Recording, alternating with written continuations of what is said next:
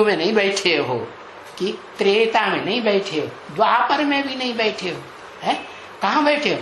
कलयुग में भी आदि में मध्य में नहीं बैठे हो, कहाँ बैठे हो? एकदम कलयुग के अंत में 100 साल के संगम युग में बैठे हो। जिस 100 साल के संगम में मैं इस सृष्टि को बदलने के लिए आता हूँ। क्या करता हूँ?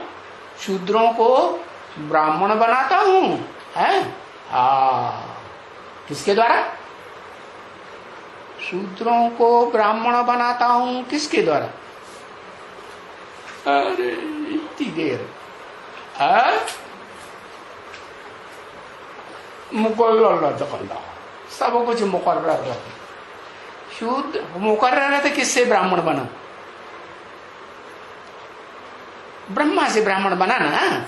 हाँ, तो कहा शूद्रों को ब्राह्मण बनाने के लिए मीडिया बनाया हुआ है। कौन सा? 4 मुखों वाला जो कॉम्बिनेशन दिखाते हैं स्वभाव संस्कार का, वो ब्रह्मा है। तो वो ब्रह्मा जो है वो शूद्रों को क्या करता है? ब्राह्मण बनाता है। भले उस ब्रह्मा के मुख में एक मुख ऐसा भी श्रेष्ठ है। कैसा? कि जो ब्राह्मण भी बनाता है और ब्राह्मण से देवता भी बनाता है। कौन? बताओ, लिखो जल्दी, एक अक्षर लिखो। है तेरा वो परम ब्रह्म बनता कब है? परम ब्रह्म है। शिव प्रवेश करने से परम ब्रह्म बन जाता है? वो यज्ञ के आदि में जो ओम मंडली थी, वहां परम ब्रह्म बन गया, सहन शक्ति वाला। बड़े से बड़ी दुनिया की सहन शक्ति वाली आत्मा बन गई है? अरे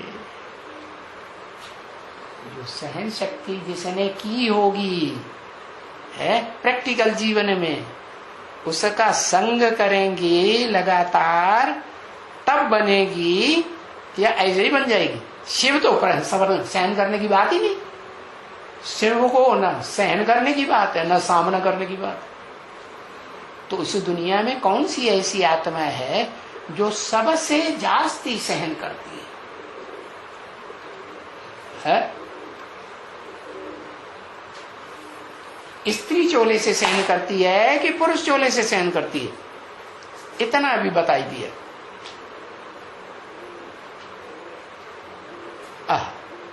पुरुष चोले से सहन करती है।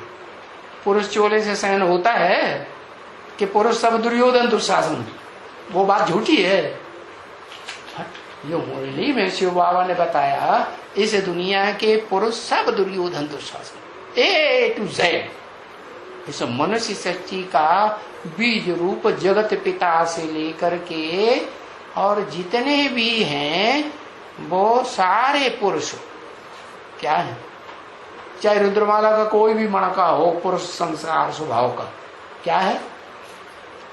सब दुर्योधन दुशासन। तो फिर बताओ, वो आत्मा का नाम बताओ जो इस दुनिया में सबसे जास्ती सहन करने की निमित्त बनती है। अरे अम्मा मेरी अम्मा लड्डू है। सहन जगदम्बा क्या इस दुनिया में सबसे जास्ती सहन करती है सारे जगत की अम्बा। क्यों? क्योंकि जो भारत माता है उसका तो जन्म जन्मांतर का संग जो है वो भारतवासियों के साथ होगा कि सारे जगत के साथ होगा, है?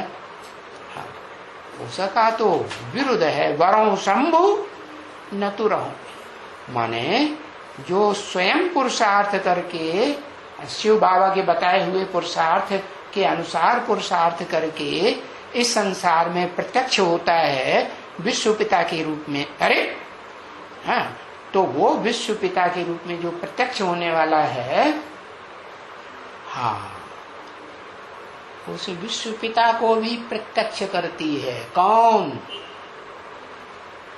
है? कौन सी शक्ति के आधार पर? सबसे बड़ी शक्ति है सहन शक्ति।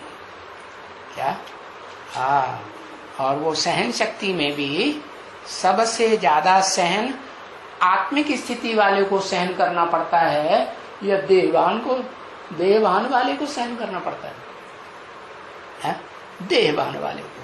तो जो दो मुख्य शक्तियां बताई, अव्वल नंबर 9 देवियां दिखाई जाती है ना, अव्वल नंबर महागौरी और लास्ट नंबर महाकाली। तो उनमें ज्यादा देहवान किसको होता है?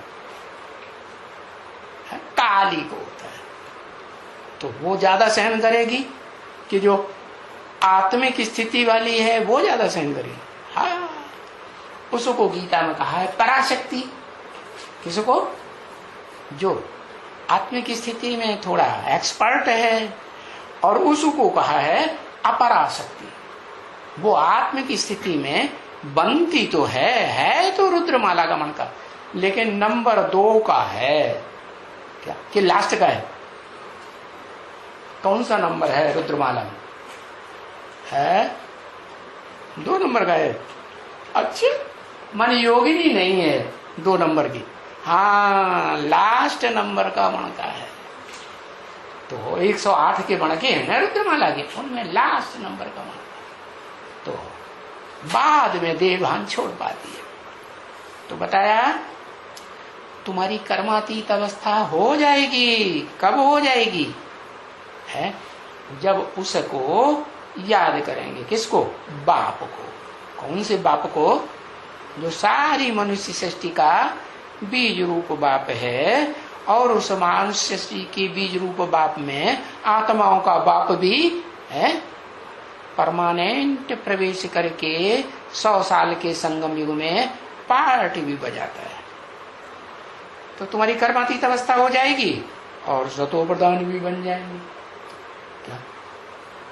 ऐसे नहीं कि कर्मों से अतीत अवस्था हो जाएगी, कर्मों से परे की अवस्था हो जाएगी। चाहे अच्छे कर्म करो चाहे बुरे करो।